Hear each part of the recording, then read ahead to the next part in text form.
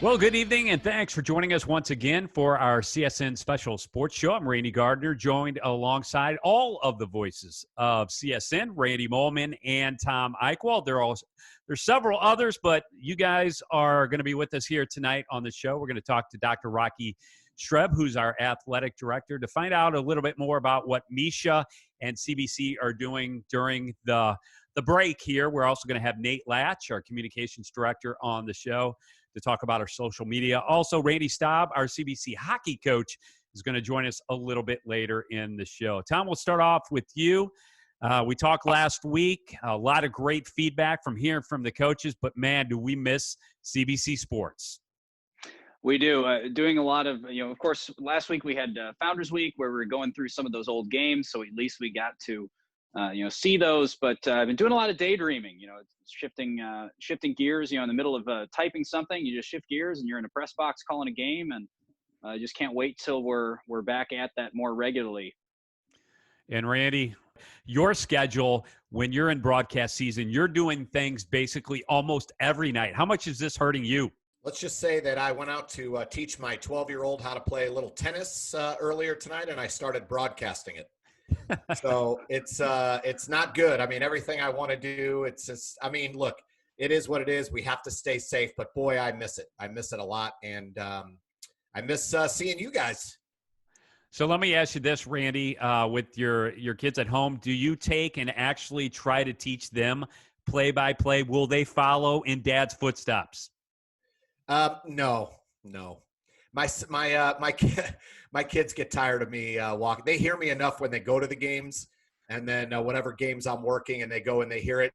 They don't even care anymore when they're at the games I'm working and they hear me.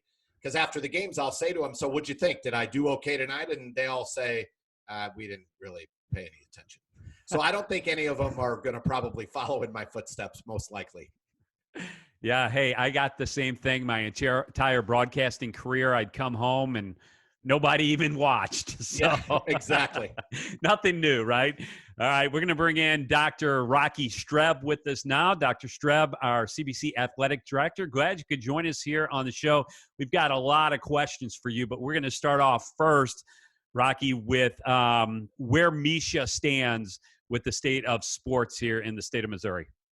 Okay, so a lot of people don't, I guess, understand or worry about it, but Misha is a part of the Department of Elementary and Secondary Education. So Misha is not like a league like MLB or NBA or anything like that that makes its own decisions outside of somebody else's jurisdiction. They're within the State Department of Education. So what the governor does, what DESE does, will dictate what Misha will do. So if you're wondering, are we ever going to have high school sports again, you can kind of watch those entities there, the state government and the particularly schools, what the schools are doing. That's what Misha is going to do. We won't play sports if schools aren't in session. Now, the tricky part for us is schools come out of session anyway by June 1st, right? And then schools start up again beginning of August. Well, high school sports do participate in camps and leagues and things of that nature during the summer and start up before practices start, before schools start.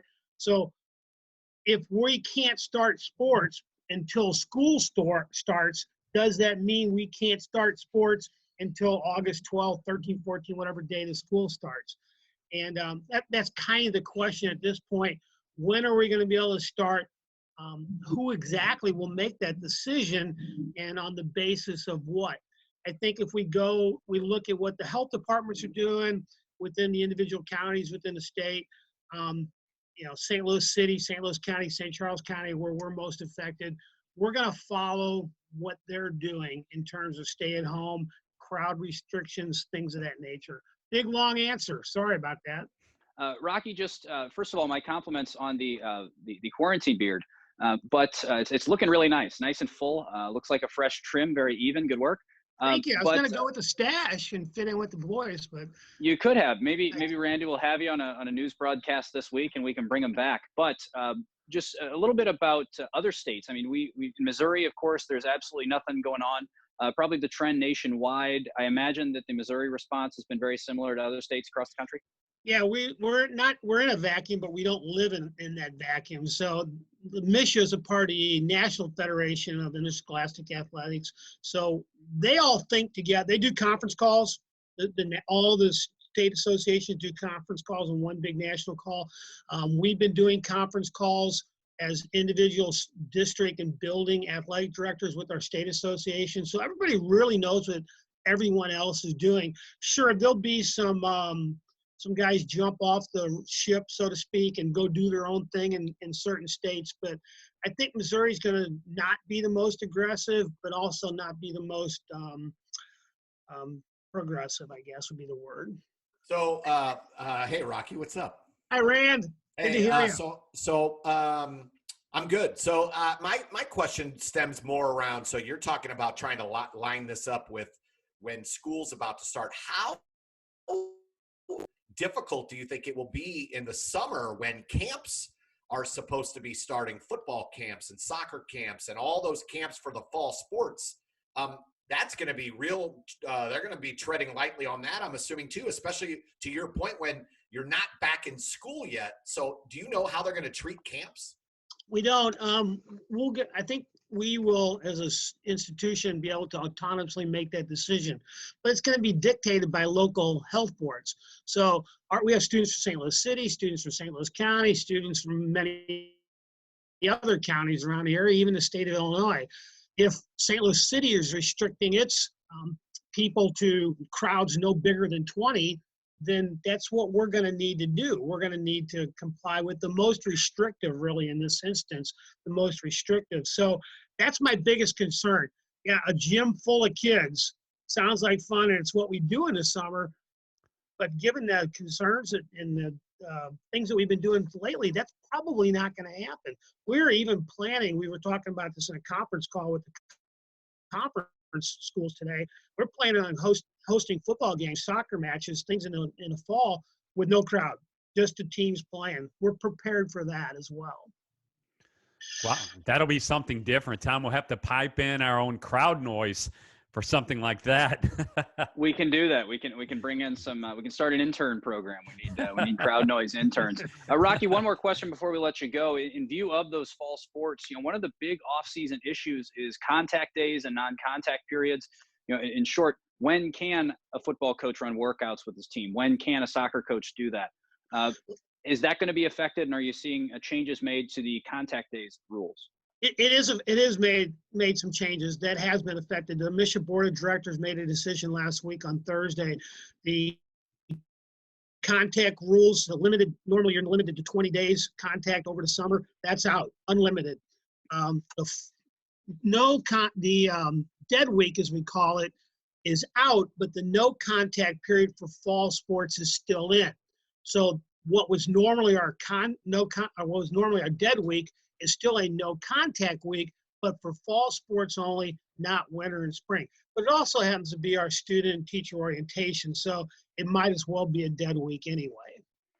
And Rocky, I have one more question before we let you go here tonight. I know at CBC we have this special thing going on right now where you have the bracket going on. Yes, it's not March, it's April. So it's a late April bracket, but it's the best sports movies, correct? Or just best movies in general? Sports? So we miss watching sports. So Ryan Batliner and I got together and started talking about what we thought the best sports movies were, something to do. Can't go out of the house, might as well watch sports movies. So we put a Sweet 16 bracket together, kind of seeded it out. There's always debate. There's always argument, which is great. The boys will start voting tomorrow. I sent that bracket out, so we're going to play each one of those first 8-round games starting tomorrow, and the boys will vote which movie they like the best, and we'll work it down to the champion. So now, Rocky, which matchups are you watching in this opening round? Well, you'll see tomorrow on a little bit that Ryan did. He's right about Rudy matching up with the greatest game ever played. That's a tough first round. But Rudy, I don't know how the boys are going to go. Like, does a 16-year-old kid get excited about the greatest game ever played? I don't know. I'm going with Miracle on Ice to go all the way. Yeah, it's the one. It You're is. saying greatest sport movie of all. That's got to be it. What does Randy Molman say? Oh man, look, my favorite sports movie of all time, and there's always debate whether it's even a sports movie, is Field of Dreams.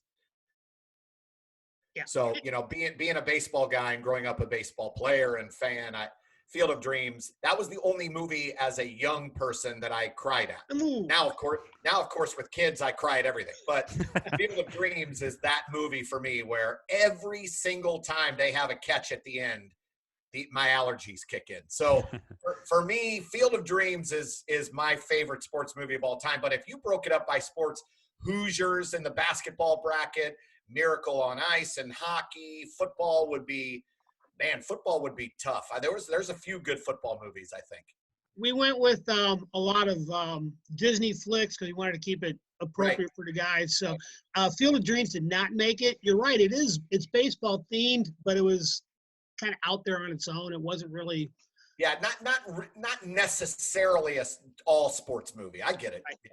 Right. And Tom, what do you think? I got to say, I don't like its chances in a poll against Rudy. However, the greatest game ever played, if you made up a sports movie with the plot that one has, people would accuse you of being way too cliched. But the thing is, it happened. You're talking about the U.S. Open, I want to say 1913 at the Country Club at Brookline, Massachusetts. Harry Vardon and Ted Ray being two of the best golfers in the world. I mean, we're talking about, those top world ranking, going up against a caddy who lives right off the 17th green. As the great golf writer Bernard Darwin said, it was one David against two Goliaths. And I'll let you guess what happened. So I'm going to go that one on behalf of the CBC Golf Program. I'm going to go with that one. We were looking at Bagger Vance, the legend of Bagger Vance, for a while. But like you said, the greatest game ever played. It's real. That happened. It did. Yeah, it did. And there's all kinds of you can get shot by shot records of the actual match, and it matches up pretty well with what's depicted in the movie. So really, really great pick. So I give that my endorsement. Maybe that'll give it a slight bump. I still think it goes down to Rudy in the first round. But that's what they said about Francis Ouimet. So who knows? You guys can do an update next week when we get past the first round. Great, Tom. You ruined the plot for me. I hadn't seen the movie yet. I didn't tell you what happened.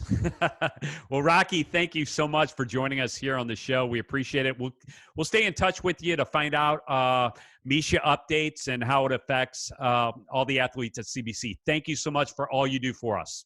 All right. Bye, guys. Thank you. See you, Rocky. Thanks, Rocky. Gentlemen, that movie bracketing could be something that could be argued till the end of time. And joining us now, we have Nate Latch, our communications director for CBC. Glad you could spend some time with us, all decked out in your CBC apparel. Yeah, thanks for having me. The last time I did one of these in this spot in my house, I think I was working for Fox Sports, talking about the Rams and Sam Bradford's latest injury or something. It's kind of weird to be back in this role somewhere else, but it's great to be on. I love the last show. You guys did a great job, and I look forward to many more of these, hopefully. Can I have the first question, Randy? Sure, go ahead. Why not? Oh no. Is that a fellow mustache I see, Nate? It's kind of looks like it. It's a little dark in here, but no, it's kind of not clean shaven. I shaved off a full beard twice already in the past 2 weeks or 4 weeks for CBC related activities. And right now it looks like a mustache. No, it's I mean, your mustache is glorious. Great job on KCBC. That was amazing. You and Half Mo.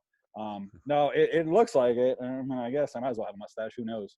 I'd give it my support, Nate. Thank you.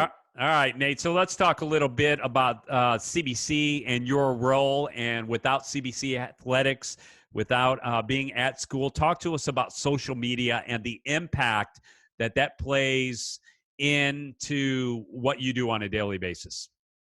Well, right now, honestly, my focus has been on the upcoming issue of CBC Today magazine.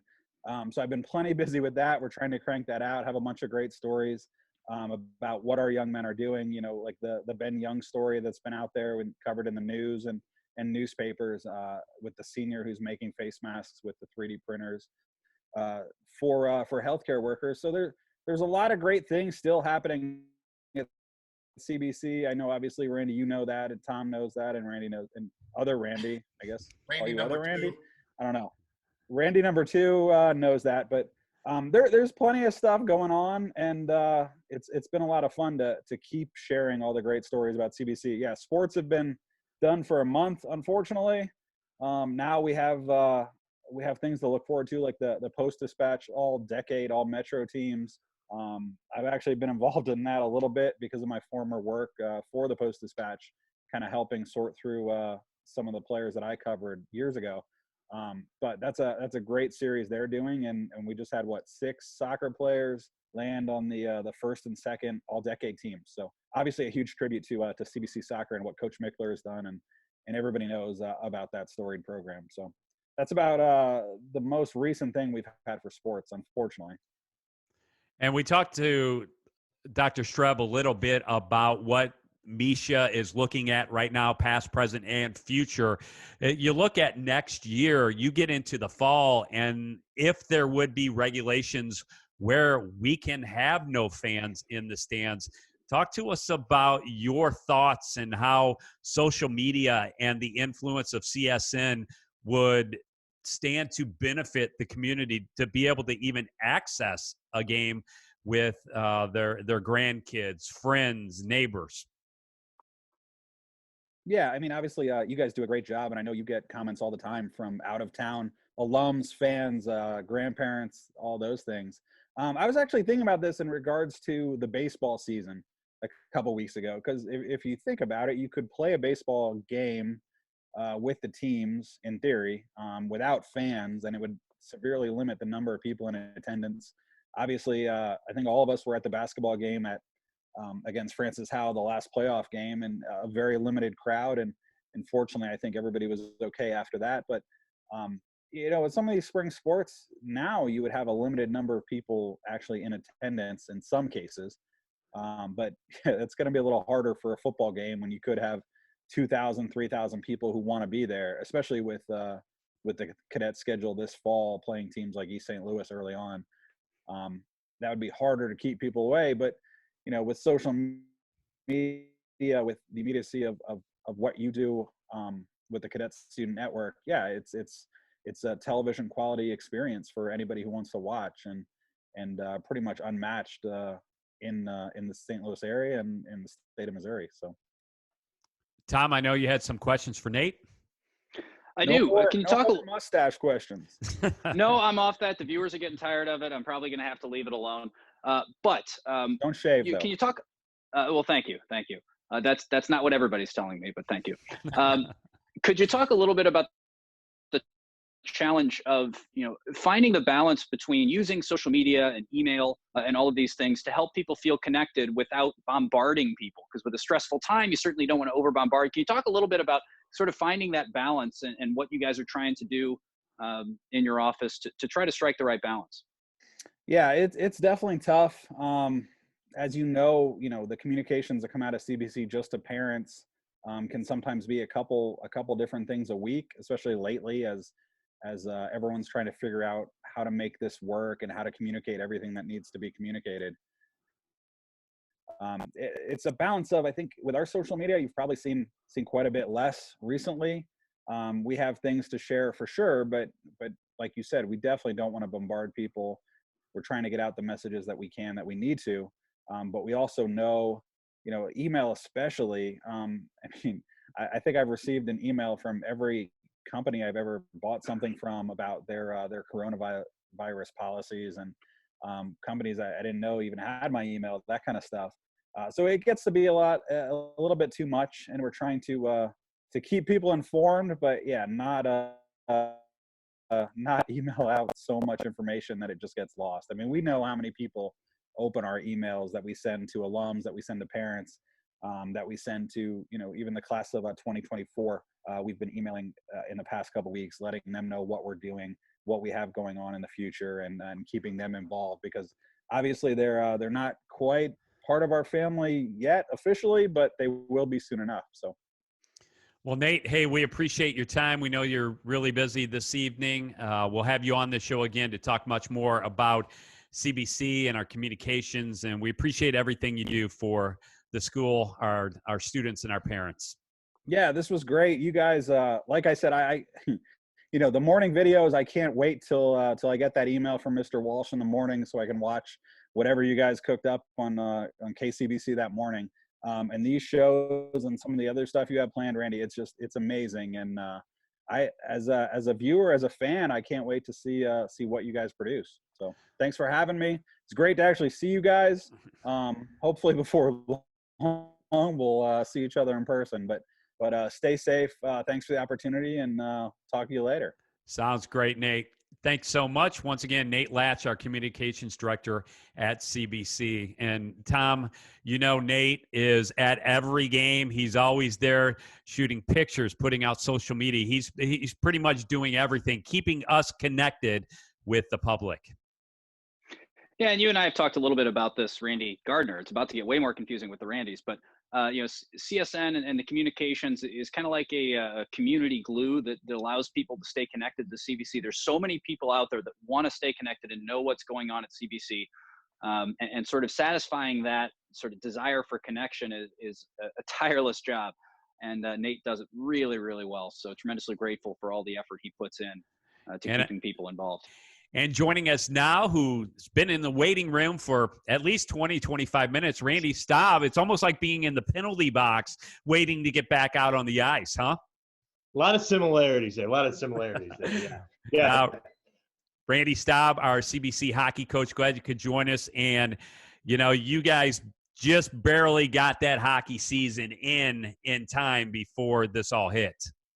Yeah, we did. And, it literally, I think the day after is when everything started shutting down. My daughter plays hockey. They canceled their regionals like that night. So yeah, we, maybe that wasn't such a good thing getting that game in under the wire there. But we were sort of the last of the groups. And one of the cool things here, I'm going to say it before Tom says it, but I love the beard. It's awesome. Thank you. I'm not sure I've ever seen you with the beard, but I like it.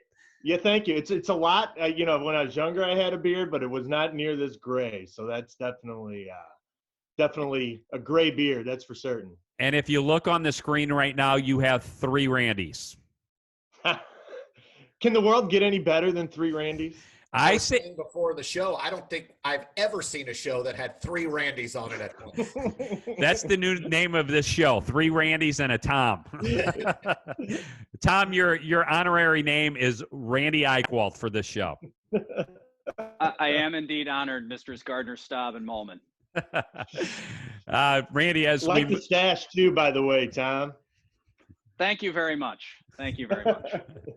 Randy, as we move forward here, I know the season did not end the way that you hoped it would, that we hoped it would, but talk to us a little bit about all the positives that came out of this year. Yeah, absolutely. We always say going into every year, we want to win the division first. We got the toughest division. We only lost 1 game the whole year.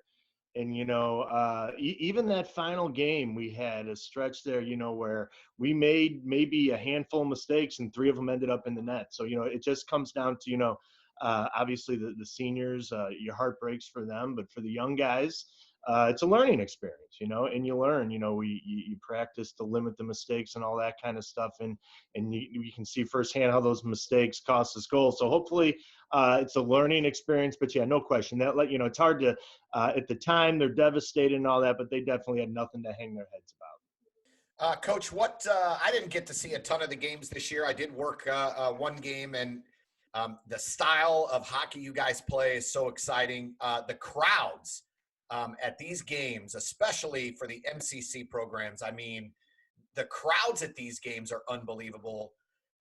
We were talking earlier about, games that might have to be played going into next school year without crowds. Could you imagine a time ever playing hockey games where there's no one in the stands? No. And, to your point, this past year was as good as we've had as far as not just fan turnout, but the enthusiasm and all that kind of stuff. But, I can't imagine it, and it's funny because we played basketball team. I forgot we played a playoff game with limited people in the gym. And I remember watching that on KCBC. And obviously it's a good game, but man, it's just, it's different to say the least, So to answer your question, I couldn't imagine it. If it happens, it happens. And, who knows where it's going, but boy, what an odd experience that would be. Now, Randy, most people know that the hockey season culminates around this time of year, end of February, early March, as you get the playoff run and kind of peaks excitement. But it starts a lot earlier than people think. And you guys start in the fall with CBC hockey, not counting the off-season club stuff. Are you guys closely monitoring the situation? Any anticipated changes or challenges as you head in the next season with the fall start? We're kind of talk to club hockey teams, for example, and we're kind of in a holding pattern. In USA Hockey, they have usually the summertime they have the district tryouts and all this kind of stuff that filters down, and everyone's just kind of in a holding pattern. So anything like Randy mentioned earlier, maybe it's going to be no fans, who knows? But no, we just we're sort of in a wait and see. We got all our stuff lined up. We're creatures of habit. By this week we have this going, and it's driving John crazy. I know we talk a lot still. We have our summer camp, we have our off ice stuff, we have all this stuff going on, and we're still planning it, but who knows when it's going to happen. So I wanted to throw a question out real quick. I was listening to a St. Louis Blues player being interviewed the other day, and they were asking him how he's staying in shape because there's no ice available. They can't go into arenas. And so with hockey specifically, it's hard to stay in that hockey shape, right? And he said he and I wish I could remember who it was, but it was Vince Dunn was his roommate. And they had said that they went online and purchased rollerblades. And they were out working on their game just wherever they could on rollerblades. Have you heard, have any of your players been doing that? Have you been hearing that at all, or? This is for our guys, this is kind of off ice training time, Yeah. And they do, a lot of them go to gyms, but even like the trainers, there's a lot of, summertime for hockey is usually a lot of off ice stuff, like I said. So there's a lot of training, like off ice, like this, like Zoom exercise and all that. But to your point, I couldn't imagine having to go back in and playing hockey right now, especially at that level where, it's like, going up to the playoffs. You guys watch hockey in the playoffs. There's nothing more fierce, nothing more intense. And then just, you're right. I've been maybe working out and running and doing all this, but nothing close to a hockey game. So yeah, if they get back, I've heard some NHL players say that too, that they're probably going to need at least a 2-week training camp, and because that's going from 0 to 60 in a hurry. The other day, I'm not sure how safe this actually is, but the other day I saw a youth player on a treadmill with his rollerblades and his stick and a tennis ball, and was practicing his, keeping his stride up. I'm not sure how safe that is, but he was doing a pretty good job. You recommend something like that?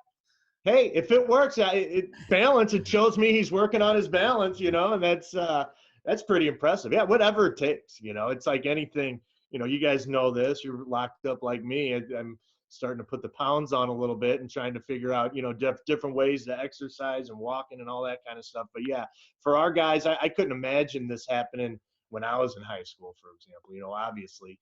But yeah, heart kind of goes out to these kids. So hopefully it'll be over soon.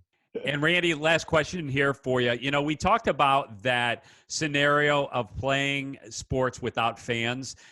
We know during football and basketball, the crowds are right on top of you. I've always wondered, because I've never played any kind of hockey at an organized level, how much do the players hear the fans in the stands, and how much as a coach from the other side of the rink can you hear the fans? It's funny you say that. I always I like the fact, first of all, that the fans can't hear us necessarily. When I go to basketball games, I love sitting behind Justin and just watching him, because I can hear him. I can hear everything he says, and I can hear him get after his guys and praise him when he wants to. But you're right. I guess I've kind of, we try to talk our kids to blocking all that out, and the glass does help, you can't hear unless it's like a group unless they're like right over there, or unless it's like a group chant or something, it's hard to decipher what's going on. But again, that's part of the fun, especially, I don't know if there's anything better than Friday night at Afton when they're hanging from the rafters and you can't hear yourself. I can't talk to my coach next to me. Those are the things we're going to miss. And hopefully, like I said, that'll be up and running sooner rather than later. But I couldn't imagine playing in an empty Afton. That would be something. Well, Randy, we definitely miss hockey. We miss CBC sports, and we appreciate your time for being with us here on the show. In future weeks, we're going to have some players, and we'll have you back on and go a little more in depth after we get an opportunity to sit back and interview all the coaches at CBC and all the different programs. So we appreciate your time. Appreciate you having me. Thanks a lot, guys. Thanks for all you guys do. Sounds good, Randy. Tom, we can't wait to get back calling sports on CSN for CBC. Yeah, really can't wait. Obviously, safety is the top priority right now, so we hope everybody's staying home, staying safe. And one of the good things about the CBC community is they've been tremendously resilient for a long, long time. So I can't imagine that even though it won't be ideal, I can't imagine that it won't be a lot of fun to get back to doing the things we normally do, even if it looks differently. And we do see your Liverpool soccer sign behind you. It's up there. It's up there. I'm just waiting for the Premier League season to resume. We got an important thing to settle here. So in terms of, we can't wait to get sports back underway, not only to broadcast them, but just to visually see them and actively partake maybe in some of them as adults. But, you look at the crowds that we've seen at CBC events before. Do you think the crowds will even be bigger when we're able to have them back just because so many people have missed sports? I'm going to say that for high school sports, I think there's no doubt. And the reason I think that is mainly from a financial perspective. If you think of, the unemployment rate is now through the roof. I mean, people are losing jobs and getting furloughed, and it's starting to get pretty sad out there. And so when pro sports come back, those teams are not going to give people a break on ticket prices, right? I feel like high school sports, and especially the community at CBC, will come back with a vengeance. I think you're going to see packed crowds for all sports, soccer, football, volleyball, whatever it is. I think people are going to be so tired of watching old games and watching pro players play video games on TV that they are going to be thrilled to come back to some live action. And when you come back to live action at high school venues, it's a inexpensive and entertaining night out. And I think that you're going to see it, especially at the high school level. I really do. I agree with Randy Molman here that this is going to be very exciting when people are allowed back. I would imagine that we'll kind of scale back to things gradually.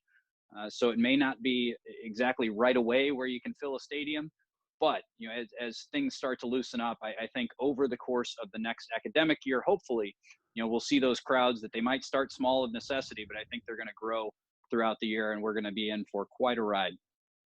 Well, gentlemen, we appreciate your time once again. We'll do this next week. We'll try to do this every week for a number of weeks. We'll go through all the coaches at CBC. We'll bring on some players. We'll keep you up to date on what Misha has in store for us. We'd like to thank Dr. Rocky Streb, our athletic director, for joining us.